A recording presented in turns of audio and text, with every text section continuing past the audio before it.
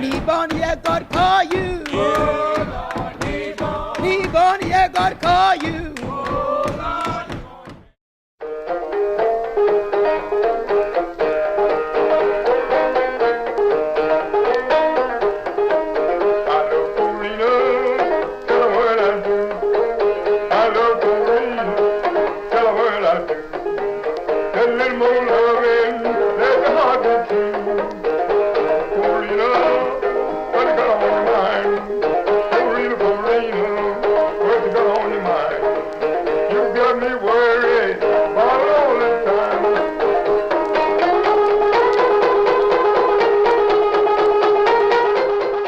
Folklorist Kip Lornell said that 3 factors helped to integrate America: Elvis Presley, Motown, and rural America.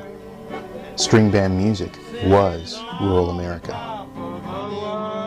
Most people had assumed that, black fiddle and banjo playing had remained only in the black community, which was largely true, but there was a surprising amount of interaction on a social and economic level between blacks and whites in Cedar Grove that I had not really anticipated. That was a bit of a surprise to me. And having Joe and Odell and others recount their experiences, became pretty clear that that social interaction was an integral part of daily life in that part of North Carolina during the 1930s and 40s. The percentage of blacks and whites in Cedar Grove was not that different. The per capita income of most blacks and whites was fairly similar. So in a lot of ways, these folks were thrown in a rural area where segregation clearly existed, but their daily lives were intertwined because they weren't that much different.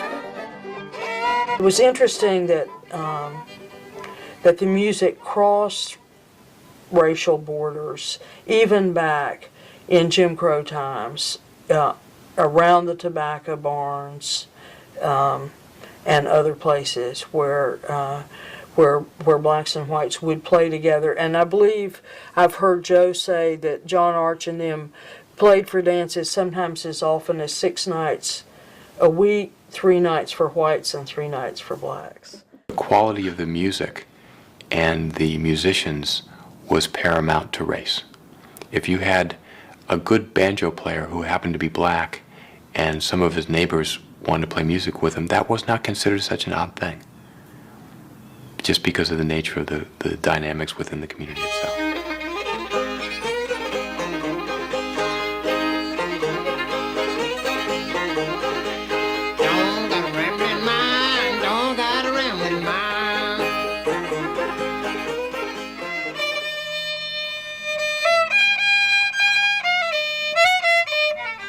This thing come from my granddaddy started, and then my daddy, and it come from 1700s all the way down to Joe was practically born with the fiddle in his hands. He internalized the tunes his fathers and uncles played, and at 5 years old, his mother got him a fiddle from one of her cousins.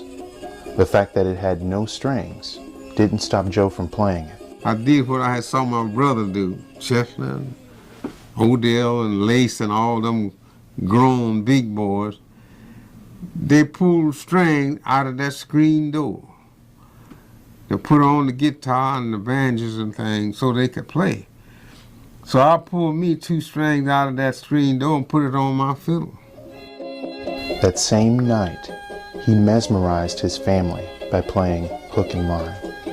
You get a line and I get a pole. Meet me at the Crawdad Hole. So that's about the first tune I had ever played.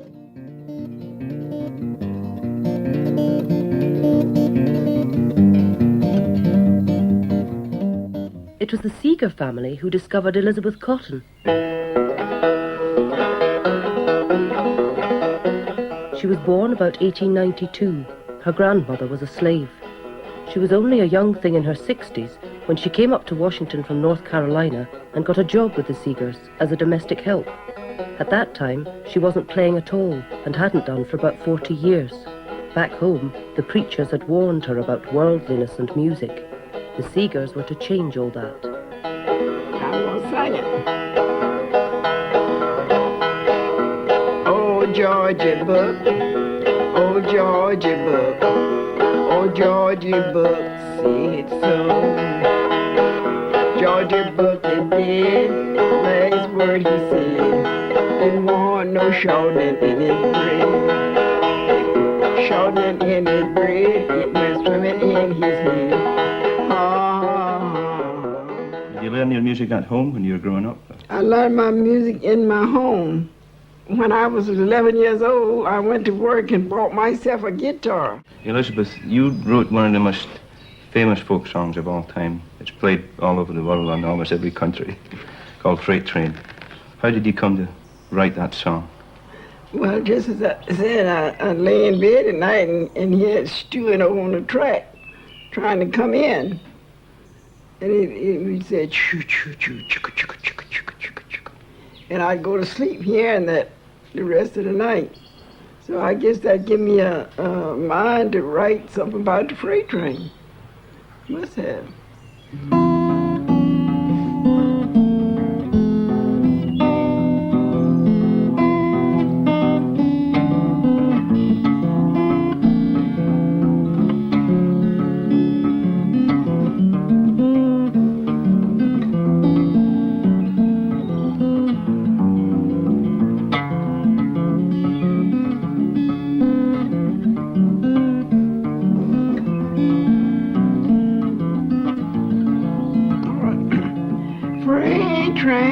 Freight train, run so fast. Freight train, run so fast. Please don't tell what train I'm on. They won't know what route I'm gone. When I am dead and in my grave, no more good time ere I crave. Place the stones at my head and feet. Tell them all that I'm gone to sleep.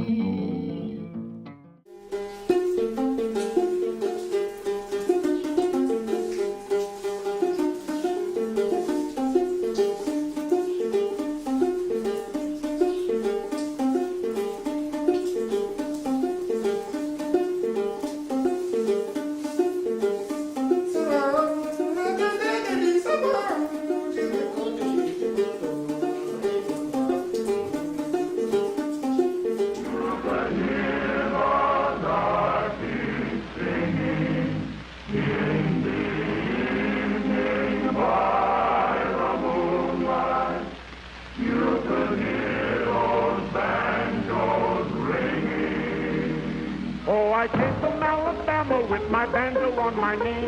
I'm flying to Louisiana, my high true love for the sea. It rained all night the day I left, the weather it was dry. The sun so hot I froze to death, Susanna, don't you cry. Oh, Susanna, don't you cry for me. I come from Alabama with my banjo on my knee. The minstrel stage was like going to the movies today. I mean, it was the most popular form of entertainment from roughly 1830 until the end of the century than any other entertainment in the world, because it was so popular. All of that was a part of this caricature that began as a realistic way of trying to understand the black community, but shortly became a way of degrading and became a way of trivializing the African American community. The banjo became the instrument that was the image of slave life. The minstrel show was the first real statement about the uniqueness of American culture. We weren't importing Shakespeare. We weren't trying to emulate European culture. We were trying to create our own national identity through this music, as debased as it might be, but in an attempt to create something of national types that quintessentially identify us.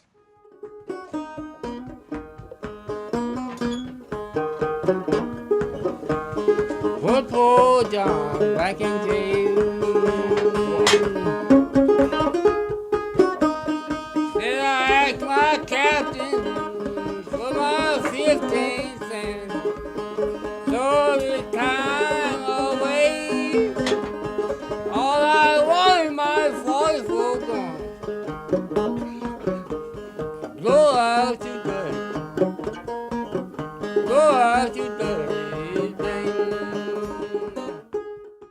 Americans have been rediscovering and reinventing the banjo and its music for 2 centuries or more.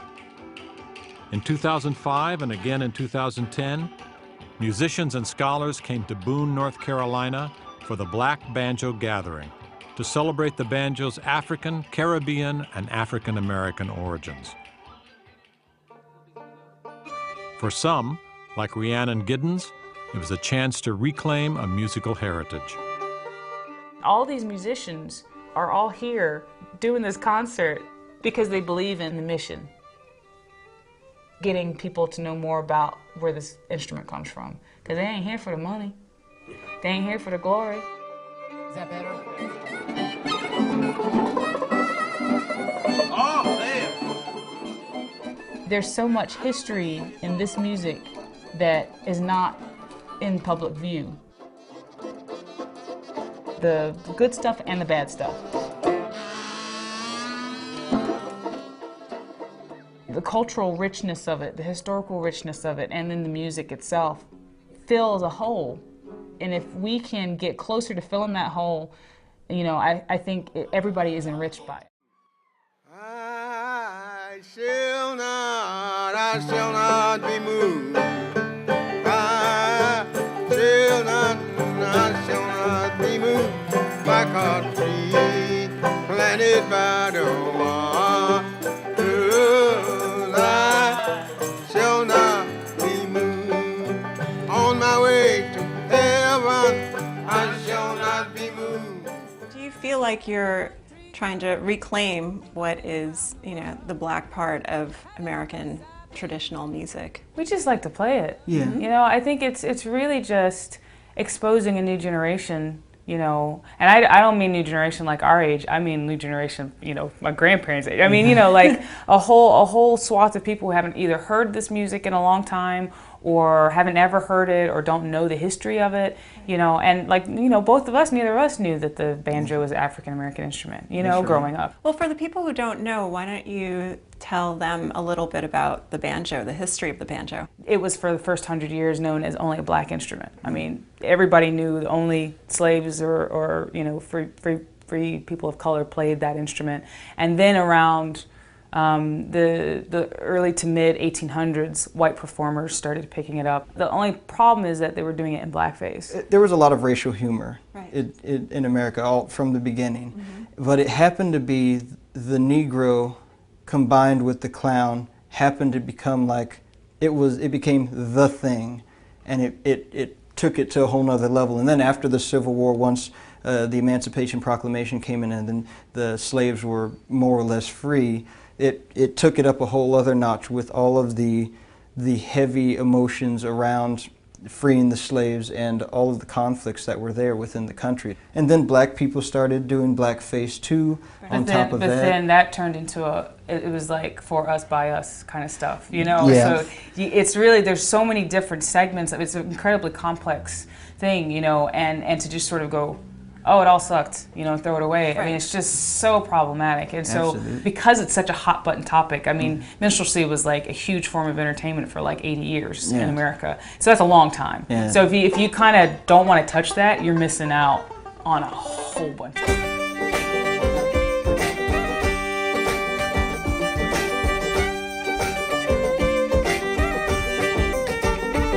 While he was scheming, I was beaming in his beamer, just beaming. Can't believe that I called my man cheating.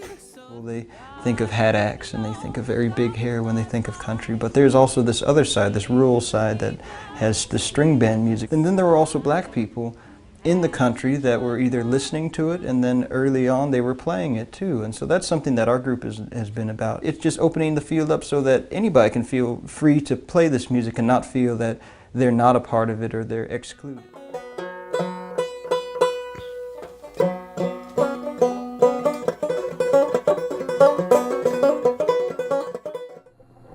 When you come down into the flat, hot country of the South, down into the rich cotton land, you hear a different kind of music. The music of the sharecroppers, the migratory workers, music that's jangling and mournful.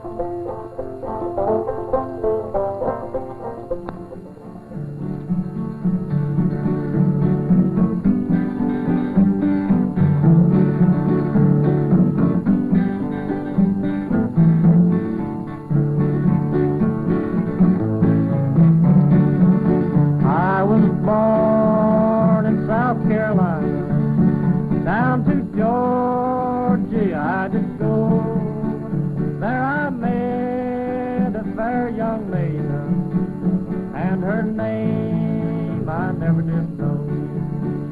I don't want. Their work is seasonal. It's hard. They're bowed down in poverty, bowed down to the earth. You can see poverty written all over their faces and poverty in their song. Won't you take me back again? In her hair she wore white roses, and her lips was rosy red. On her breast There's strength in this music, too. Strength that made millions of bales of southern cotton. Two races met here in the South. Together they built the South. And together they made a new kind of music. Your silver chain, all I want.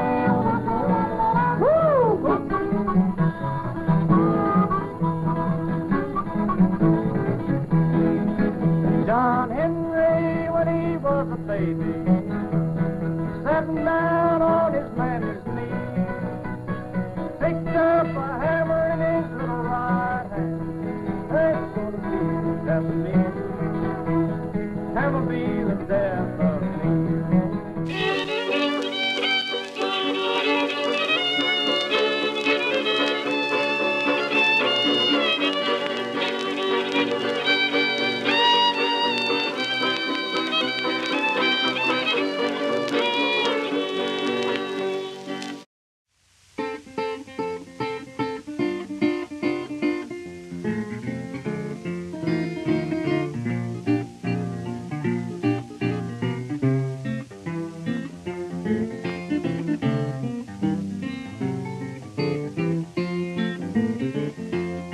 Nice run here, Brownie, sit down on my knee.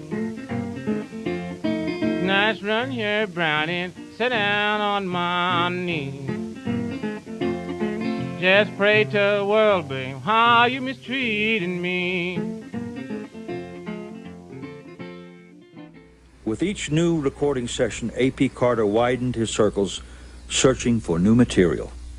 He was a person who could look at a house and say, now there's a song up there, and there would be a song. I mean, he hardly ever made a mistake about that. He was always out searching in haunts and hollows that nobody had ever been to. He scared up sheet music that was 70 years old, and he recast that. He went into the black neighborhoods of Kingsport. He went into the coal mining towns and got coal mining songs. He just never stopped trying. AP was really egalitarian about it, and if there was a good song to be found, it was fair game. It seemed to cross social and class and racial boundaries, and religious and secular and everything. You can wash my jumper, starts my overhaul, catch the train they call a cannonball from Buffalo to Washington.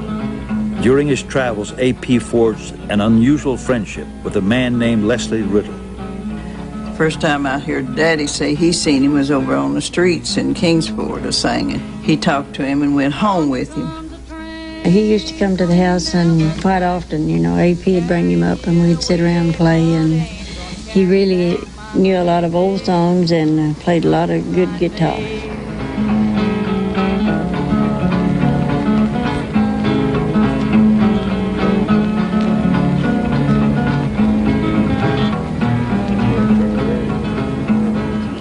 AP would have to look for a place for him to stay, or, you know, a place for him to eat, or get some food somewhere. And, you know, I mean, it was Jim Crow was in business, and you had to really look after somebody like Leslie.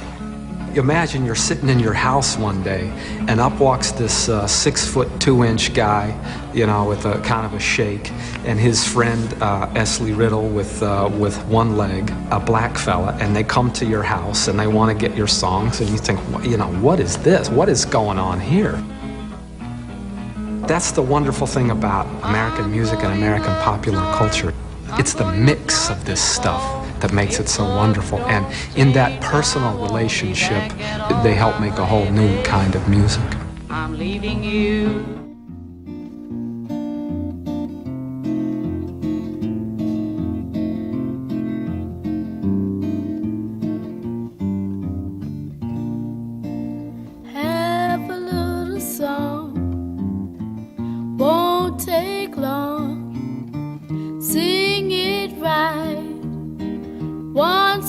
twice. Oh, Lord of me, didn't I shake sugary? Everything I got is done in pawn. Everything I got is done in pawn. Pawn my watch, pawn my chain, pawn everything that was in my name. Oh, Lord of me, didn't I shake sugary? Everything I got is done in pawn. Everything I got is done in pawn. Pawn my buggy, horse and cot, pawn everything that was on my lot. Oh, Lord of me, didn't I shake sugary? Everything I got is done in pawn. Everything I got is done in pawn. Pawn my chair, pawn my bed, ain't got nowhere to lay my head. Oh, Lord of me, didn't I shake sugary? Everything I got is done in pawn. Everything I got is done in pawn.